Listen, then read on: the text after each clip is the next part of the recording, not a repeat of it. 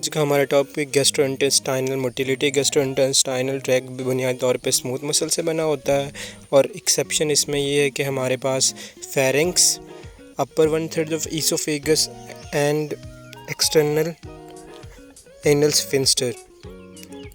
Smooth muscle GIT के आगे दो किस्म के होते हैं, सर्कुलर और लॉन्गिट्यूडनल। जब सर्कुलर कंटेक्ट करते हैं तो डायमीटर कम होता है और जब लॉन्गिट्यूडनल के कंटेक्ट करते हैं तो उसकी वजह से लेंथ कम होती है।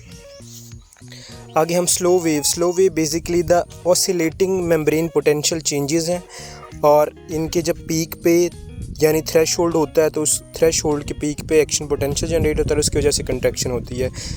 इन स्लो वेव्स का ओरिजिन इंटरस्टिशियल सेल्स ऑफ कीजाल हैं जो कि जीआईटी ट्रैक्ट के पीसमेकर्स भी कंसिडर किए जाते हैं। Mechanism of slow wave, basically cycling opening of the calcium channel which leads to the depolarization. Frequency of slow wave ये वेरीज करती है along the GIT length और बट कांस्टेंट एक स्पेसिफिक पोर्शन पे और ये मैक्सिमम होती है ड्यूडिनम में 12 वेव्स पर मिनट और लोवेस्ट ये होती है स्टमक में 3 वेव्स पर मिनट। ये नोज़ है और mouth, posterior pharyngeal wall,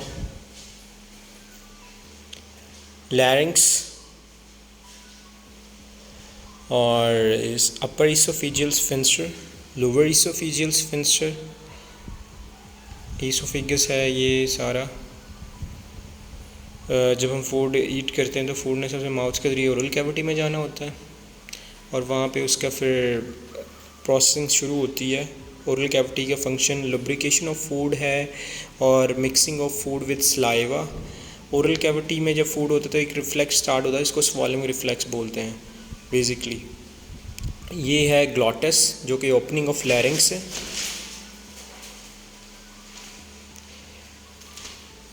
swallowing reflex में नेज़ोफेरिंक्स ने क्लोज होना होता है, ब्रीथिंग थोड़ी देर के लिए इनहिबिट होगी, उसके बाद कंस्ट्रिक्शन ऑफ द लैरिंक्स होगी जाके ग्लॉटस जो कि ओपनिंग है वो क्लोज हो प्रिवेंट। इसके ग्लॉटस की ओपनिंग क्लोज होने की सिग्निफिकेंस ये कि जो फूड है उसकी एंट्री ना हो लैरिंक्स और लंग्स में, और अपर इसोफेगस में प्रिवेंट करता है एंट्री को इनटू इसोफेगस और ये reflex back of the gastric contact into the oesophagus. Beginning होती है कहाँ पे, पेरिस्टालसिस की, ये फेरिंक्स में होती है। पेरिस्टालसिस मूवमेंट्स की बिगनिंग फेरिंक्स में होगी।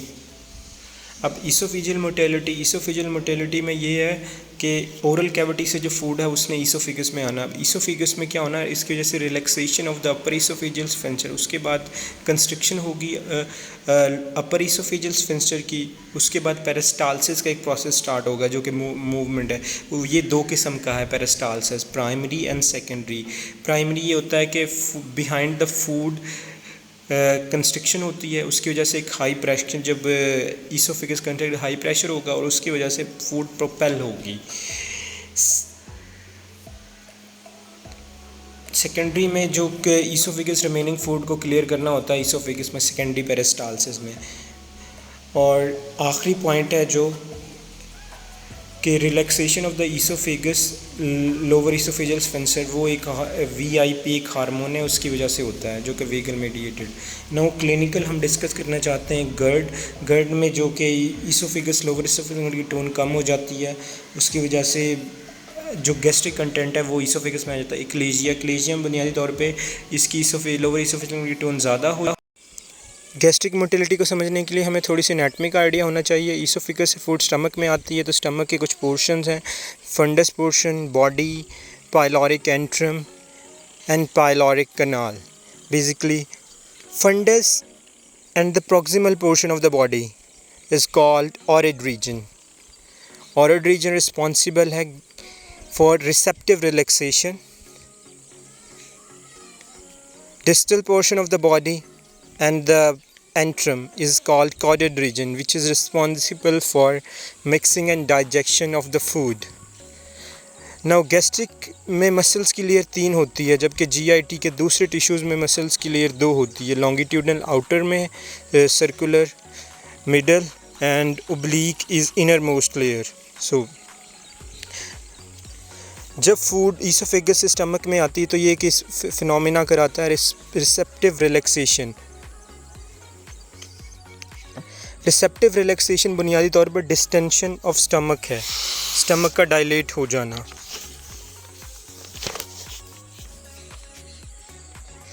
गैस्ट्रिक एम्प्टिंग जो है कि मैं इसका जो रीजन रिस्पॉन्सिबल है वो कॉर्डेड रीजन है, इसमें फूड प्रोपेल होती है ड्यूडिनम की तरफ, और गैस्ट्रिक एम्प्टिंग को इनहिबिट करते हैं जो फैक्टर हमारे पास वो हैं fat and acidic food in the duodenum. दोनों किस तरह करते हैं, डायरेक्ट भी कर सकते हैं। कोलिसिस्टोकाइन एक हार्मोन है जो रिलीज़ होता है, वो इसको करवाता है। फूड इन स्टमक जब आती है तो 2 रिफ्लेक्सेस इनिशिएट कराती है, गैस्ट्रोइलियर रिफ्लेक्स, दूसरा gastrocolic reflex. Gastroileal reflex mediated by gastrin only, और ये पेरिस्टाल्सिस, इलियम में पेरिस्टाल्सिस को ज़्यादा करवाता है, उसकी वजह से इलियोसिकल एम्प्टिंग होती है इलियम से लार्ज इंटेस्टाइन की तरफ।